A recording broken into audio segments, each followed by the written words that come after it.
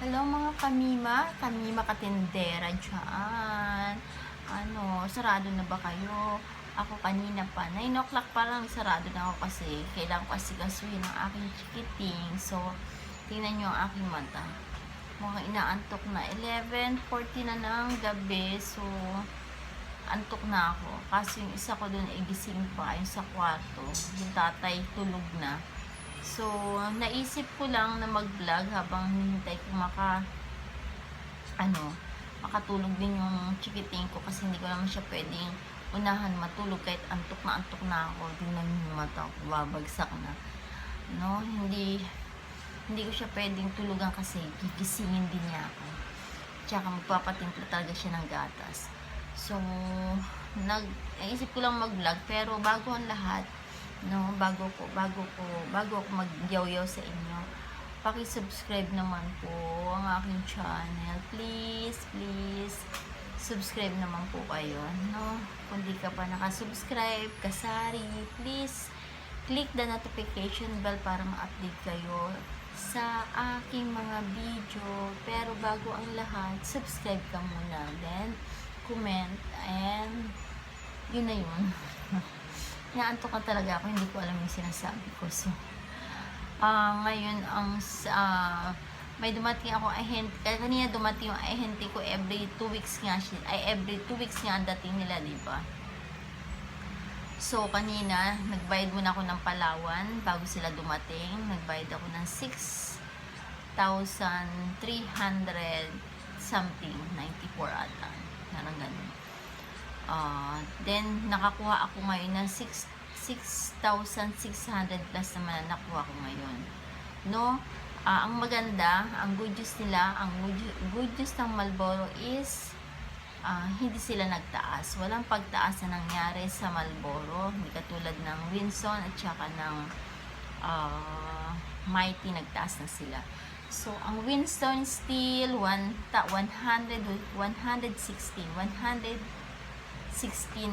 pa rin ang isang kahan niya. So, 1,160 pa rin ang isang rim niya. So, walang pagtaas na nangyari sa Marlboro. So, yun, good news. Kaya ngayon, hindi pa ako bumibili ngayon ng Winston. No?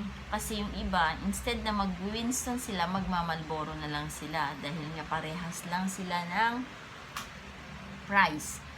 So, ang Mighty ko is 6 na, dating 5 pesos.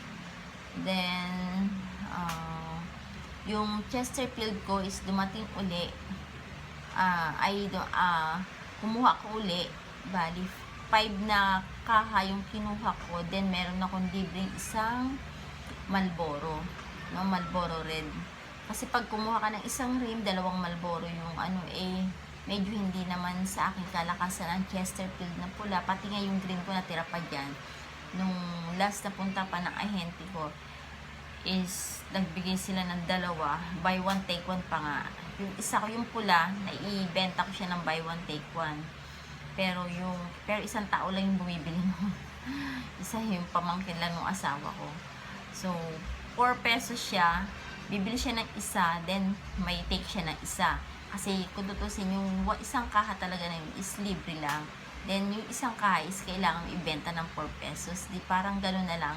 No, kasi siya lang naman nag-Chesterfield na pula dito sa amin, na bumibili sa akin. So, gano'n na lang ginawa ko para mapabilis lang yung maubos yung pula. So, kumuha uli ako ng 5. Then, may libre akong isang kahang Marlborong pula. So, yun lang naman ang bibili. Mabibili siya dahil nga doon. Pero, wala na siyang take one. Isa na lang. So, yun. Then, ang mga tumaas sa aking tindahan. Red Horse is still ganun pa din. Hindi pa rin naman siya nagtataas. Ang kuha ko pa rin sa kanya is 540. Meron sana akong kukuha na mas mababa. So, dito tinitignan ko o paano ko didiskarte ng kuha dun sa aking dun sa isang ahente ko kasi kumukuha ko dun sa sa kumpare namin. So, higla pa ng pagtaas, pati sa soft drinks, hindi naman sila nagtaas. Then, ang alam ko lang, ang marami lang nagtaas is sa dilata. So, nagtaas ako ng 1 peso. Lahat ng dilata ko is pera sa sardinas. Nagtaas ako ng 1 peso lahat. Then, pati sa gatas, no? Lahat yan, tinaasan ko siya ng 1 peso. Then, sa mga noodles ko is pansit canton lang naman ang medyo tinaas ko. Ginawa ko na siyang 15 pesos. Tapos, yung Payless Big, Payless pansit canton big. Basta yung Payless. No? Kasi isa laki yun. Yung Payless. Ginawa ko na siyang 18 pesos dahil 16 something na ang kuha ko doon. So, talagang bagsak na yung mata ko. Naantok na talaga ako. So, ano pa ba yung tumaas sa aking paninda? Yung ibang cracker ko, yung pita cracker sa kay Hansel cracker is na tinaasan ko na siya. Ginawa ko na siyang 7 pesos. Dating bentahan ko lang is 6 pesos yun. Tsaka yung eggnog, tsaka yung breadstick. Dating 6 pesos, ginawa ko na siyang 7 pesos. Then, ano pa ba ang aking tinaasan? Meron pa ba? Yung wala naman. Ganun pa din. Ganun pa rin. Sa mga condiments ko, ganun pa rin. Ang toyo ko is 11. Ang suka is 9, yung 200 ml. Then, yung 100 ml na toyo is 7. Then, ang suka is 6 pesos. No? Yun pa rin. Ano pa ba? So, wala tayo sa tindahan kaya hindi ko maisip ko ano yung mga tumaas na tinaasan ko. So, andito tayo sa bahay kasi kaya madilim na kasi sa tindahan pagka nag-video pa ako doon. So, ano pa ba ang tinaasan ko? Kanina kasi, nung dumating yung aking Marlboro, may nag-video okay sa kabila. Kasi birthday nung pamangkin nung asawa ko. So, nag-video ako sila. So, baka makopyright tayo, no? Malakas pa naman. Talagang dinig na dinig. So, hindi ko binlog yung dumating na ahente na Marlboro. Hindi ko na-vlog yun kasi maingay. Maingay kanina. Lakas ang video okay.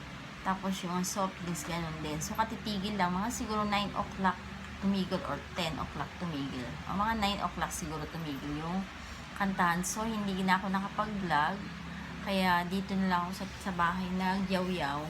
So, yun lang naman kung ano yung mga tumaas sa akin dito na items.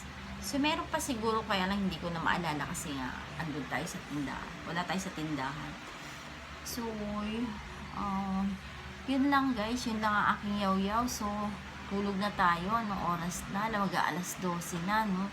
Kailangan na natin matulog kasi maaga na naman ang gising natin bukas. Kasi kailangan natin uling gumising ng maaga kasi nga may almusal kami.